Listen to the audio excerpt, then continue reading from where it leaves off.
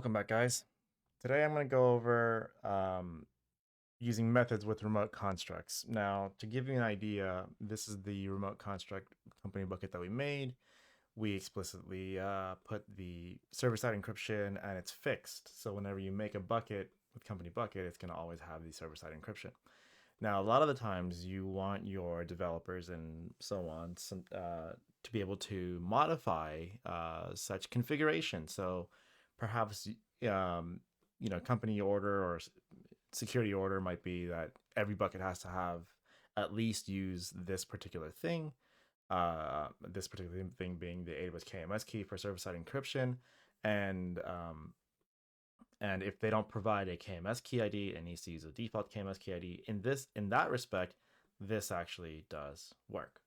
But maybe there are some other things, like for example, lifecycle policies that the customer might want, but they can't do that because in this fashion that we've got here, where we create the bucket in this construct, if we go back to where we use the construct, I've already went ahead and added this variable bucket here. You see that bucket doesn't really have a way to add the lifecycle policy method in there. It's basically got nothing other than node, which is just a construct itself, and you can get the ID, and that's about it.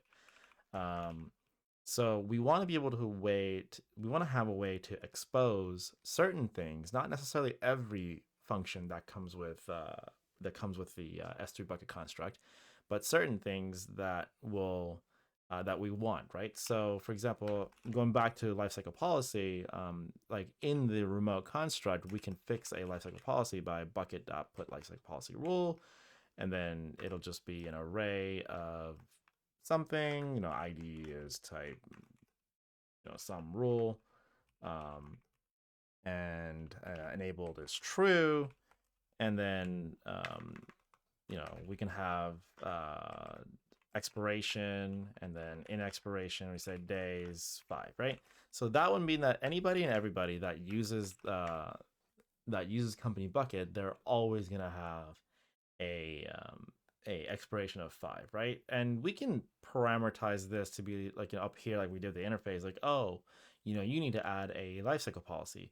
Now, it's not a mandatory requirement that you have to have a lifecycle policy for every bucket, and that's the part that we want to also include, right?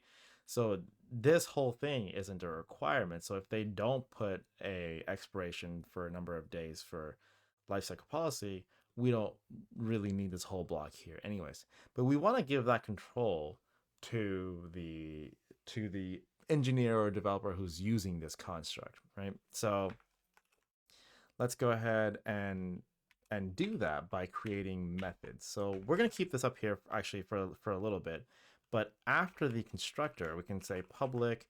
We'll call the method the same thing, so it'll be put life cycle rule, and it's going to take that same type.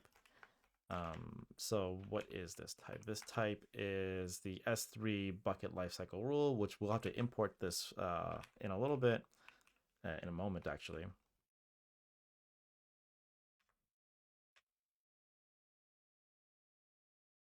If my editor would work, that would be fantastic, but it's not. So let's see. How do I get this imported? In fact, let's just go ahead and get this from here. S3 put life. Oh, I can't remember it. Put bucket. Sorry, S3 bucket lifecycle rule. Thank you. S3 bucket lifecycle rule. So lifecycle rule list, but I think we just want lifecycle rule. And so that's an interface. We can use the lifecycle rule list. That might be something that we might be able to use. In fact, let's go ahead and take a look at that. What is S3 bucket lifecycle? I can't spell. What is this? This is a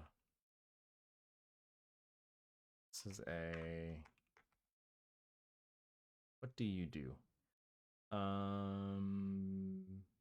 Terraform resource. Oh, I see. So this is a construct where you put the Terraform resource in. So you put the bucket in there, and then you put the lifecycle in there. Okay, all right. But we're not going to use that essentially right now.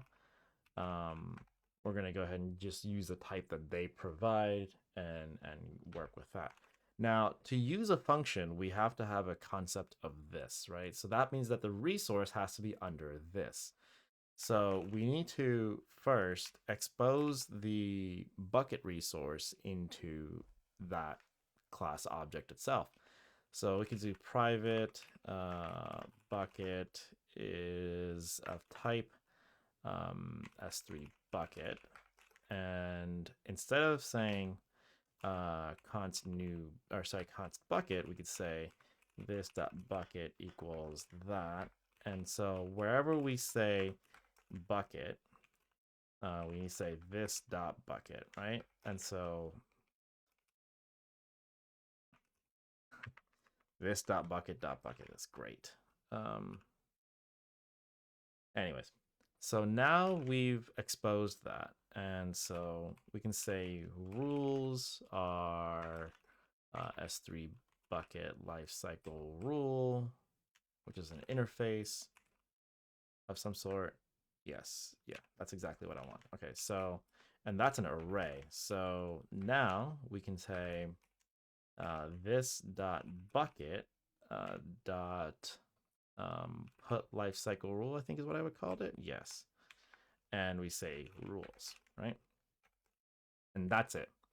So now we can get rid of this guy. We don't necessarily need that because we want the user to be able to handle this, right? So now we can go ahead and build, and this will expose the bucket there. And then from the client side, we could say bucket dot put lifecycle rule. Or I should probably change that to put lifecycle rules, right? Because it's an array. Put lifecycle rules. Actually, it's the same name. Let's change that back. Put lifecycle rule. You provide the rules, and then it adds it to the construct of S3 bucket, which is now a class private property. And so we're not exposing all of bucket, meaning that all of the methods that's available in bucket won't be exposed to the client, but we are exposing this method, which then adds whatever property that they want on the construct to be able to add it into the private class property of S3 bucket, or class object, whatever naming convention you want to use.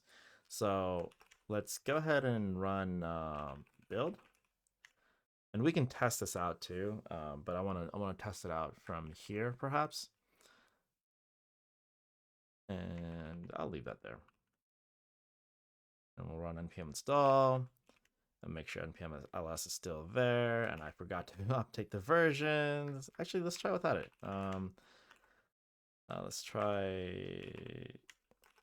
So it might not work. I might need to update the version, I think. Oh, I don't. That's amazing. Okay, cool. So S3 lifecycle rule, right?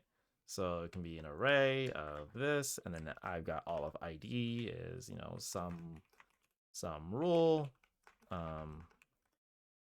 and enabled is true,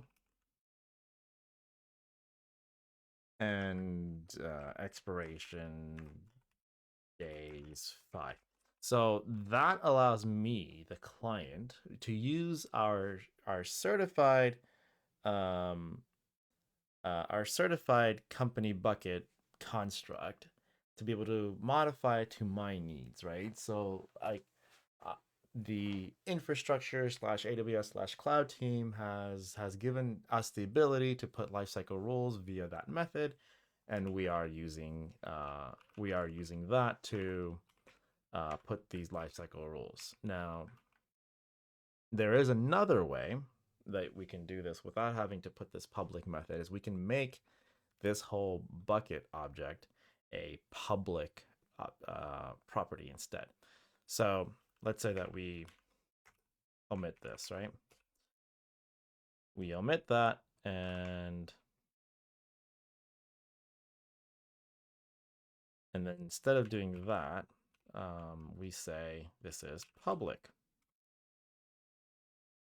And we run npm run build. And we come back here. We know this worked. We say npm install. Yeah. So this will still work, but we will have access to all of Bucket's properties. It'll be bucket.bucket because bucket is the variable name, and then bucket is also the property that's in the remote construct. And then there's a third bucket which gives you the bucket ID of whatever you're naming it. And so terrible naming on my part. I probably should have called it bucket one or a company bucket, whatever. But now we've actually exposed all of the methods that are available to the bucket construct underneath company bucket. And so there might be reasons to do that. There might not be reasons to do that. Um, I prefer the first method where we select the constructs that we want to expose with our own private methods in case we want to override some things or block or not. But this is obviously possible, and so on. So that's what I wanted to go ahead and point out. It's like you can go ahead and expose certain things, or you can expose the entire thing, and use it to whatever your company's needs are.